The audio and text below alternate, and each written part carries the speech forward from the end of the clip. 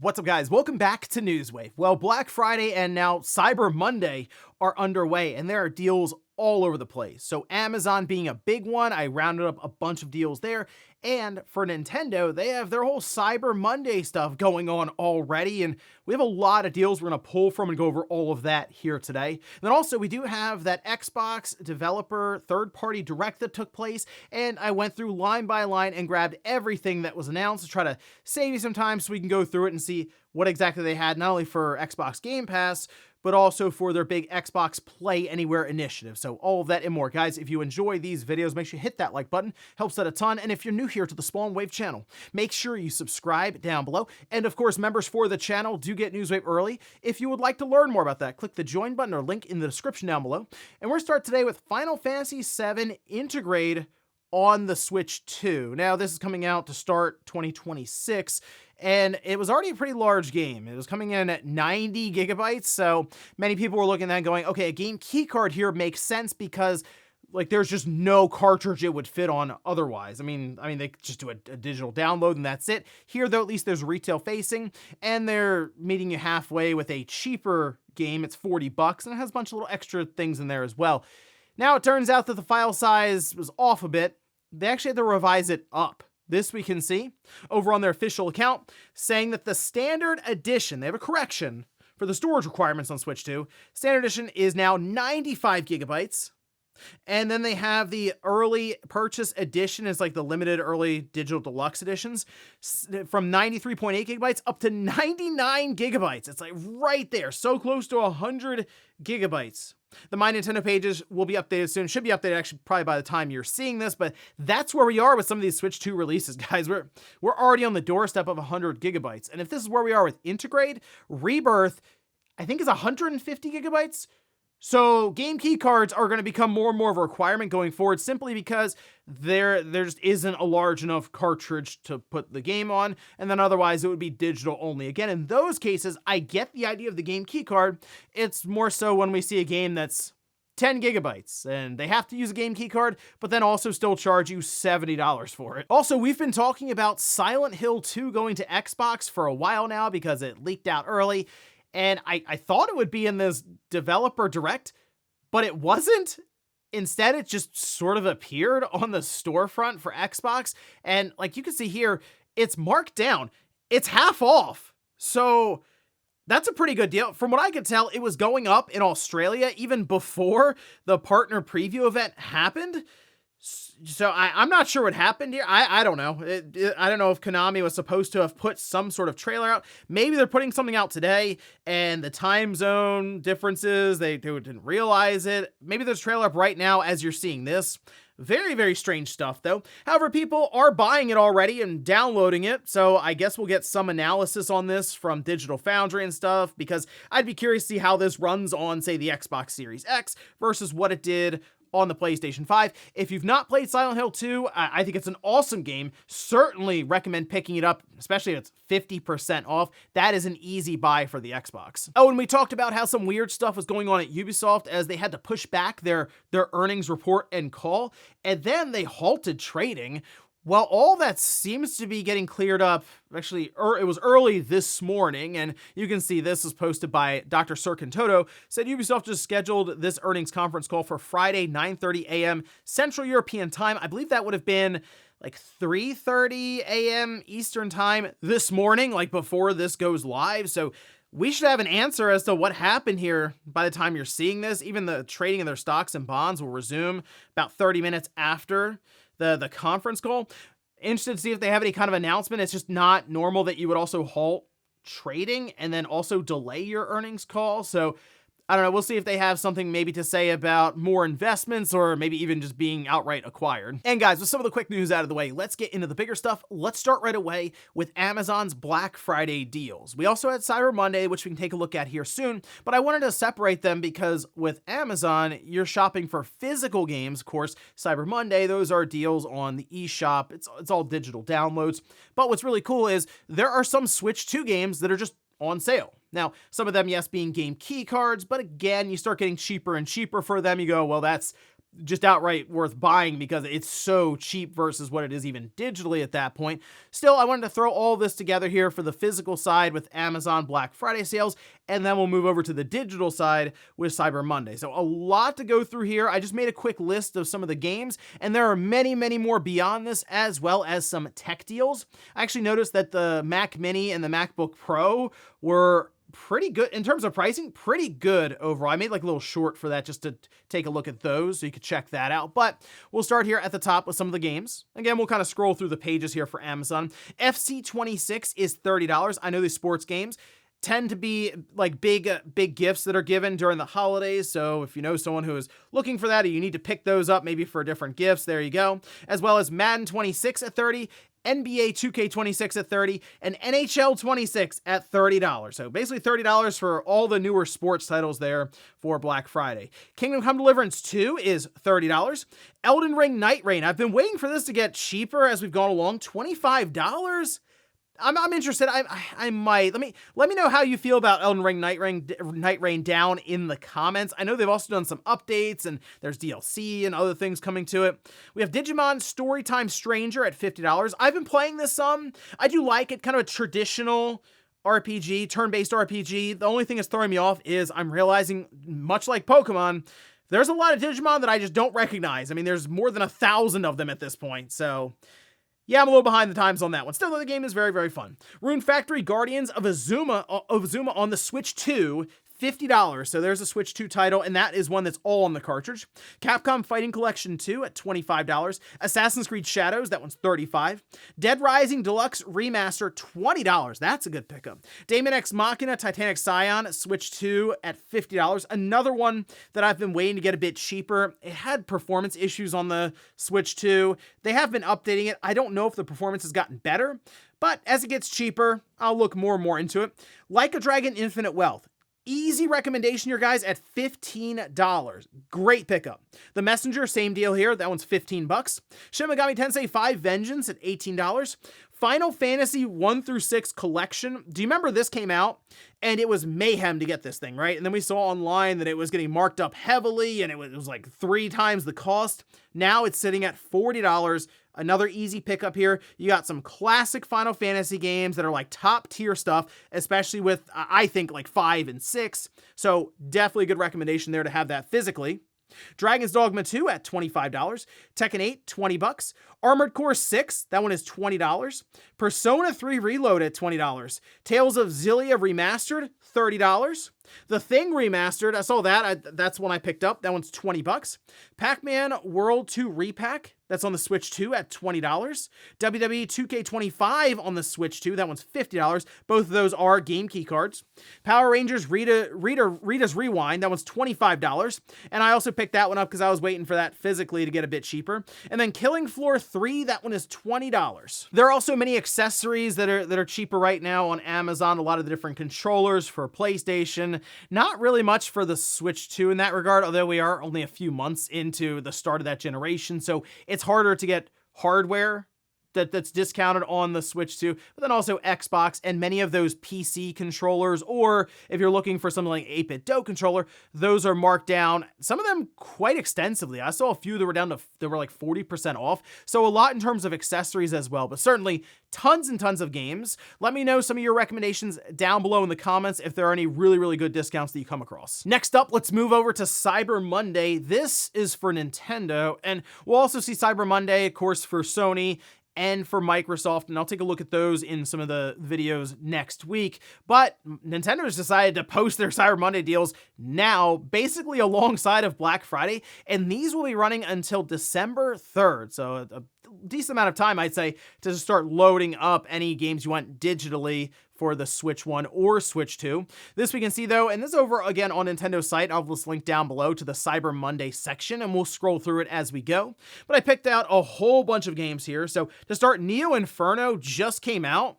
like on the 20th, just yesterday, and it's marked down to $16. Kind of like this 2D, almost like shooting gallery, shoot 'em up style game there. So pretty cool retro futuristic look to it as well. Ni no Kuni 2, that one is $10. Skyrim, $17. You can't have enough Skyrim, I guess. Doom 2016 though at $4, and then Doom Eternal at $10. So you can get Doom and Doom Eternal for $14 total. That seems pretty good. Ghost Trick at $10. People keep telling me that I need to play this game. So now it's $10. Might be time to make the move on that. We'll see. Burnout Paradise though, $5.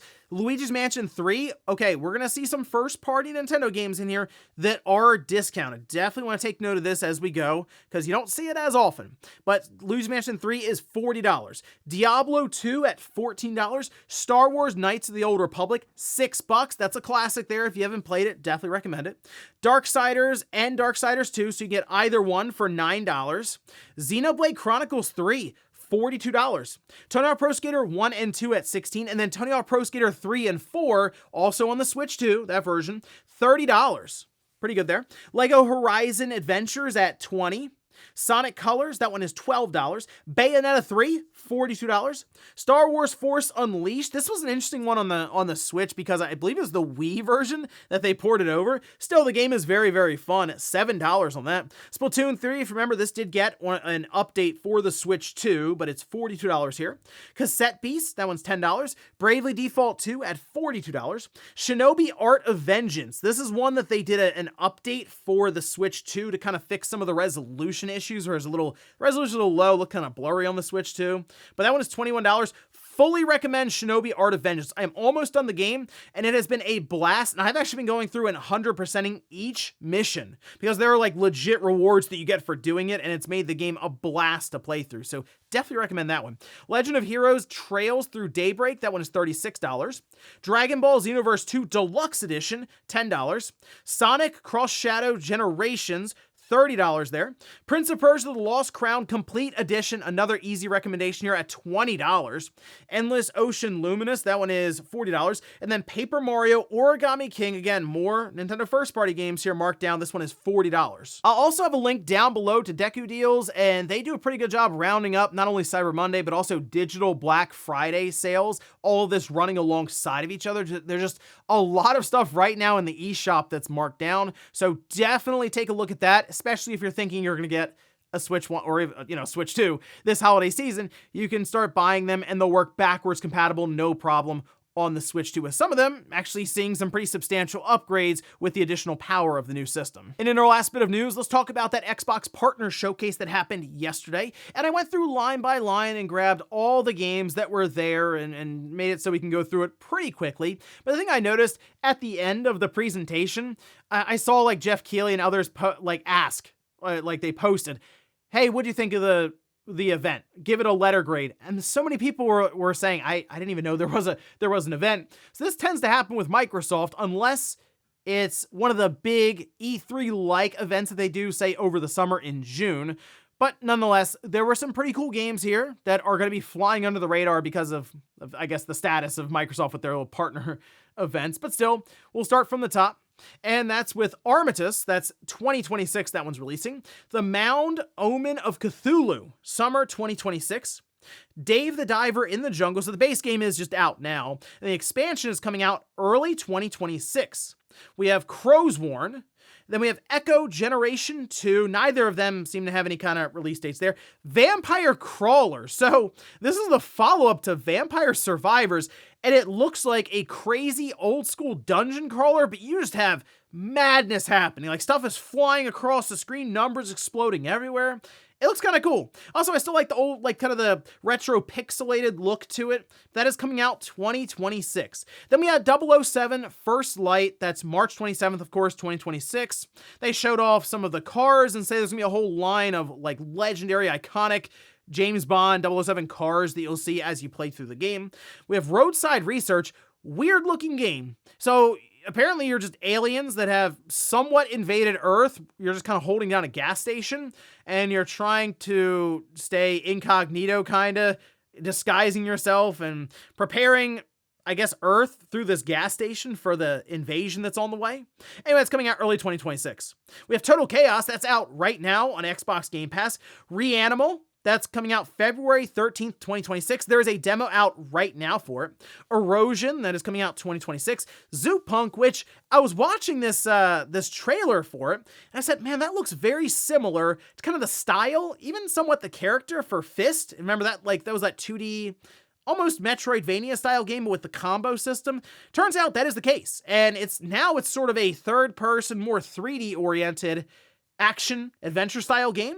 So you still have a rabbit that's kind of dual wielding, looks like swords or sticks there. So I don't know, looks interesting. I'll keep an eye on that one. Then we have Clover Pit that is available now.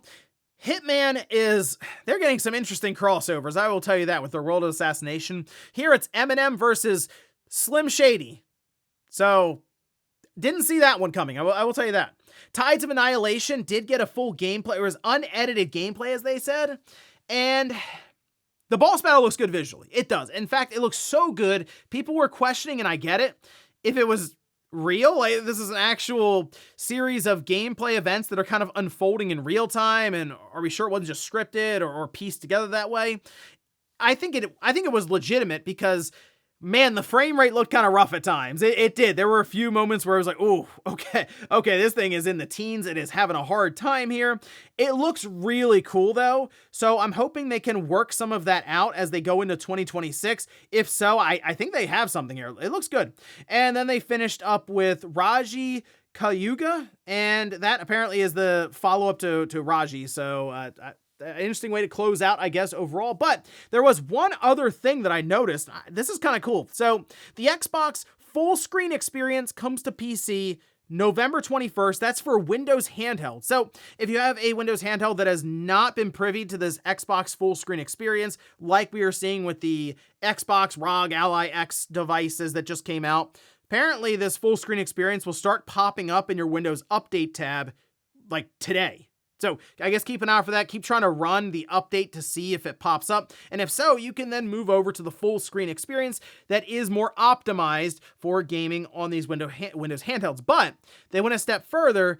They said it's coming soon to PC outright for Windows insiders, which is pretty cool because that means we could build like little mini gaming PCs, desktops even, to play indie titles, but then also some of the older games, but would run more in a more console-like setup, similar to what I did with Bazite, where I loaded that up on the little HP mini PC that had the RX video or RX 560 in it. Now I'm thinking, could I make something similar, but doesn't necessarily need to be within the confines of Bazite, as there is a kind of a limited window of compatibility to get that exact experience with the hardware. Windows is a bit more open and is able to support a lot more.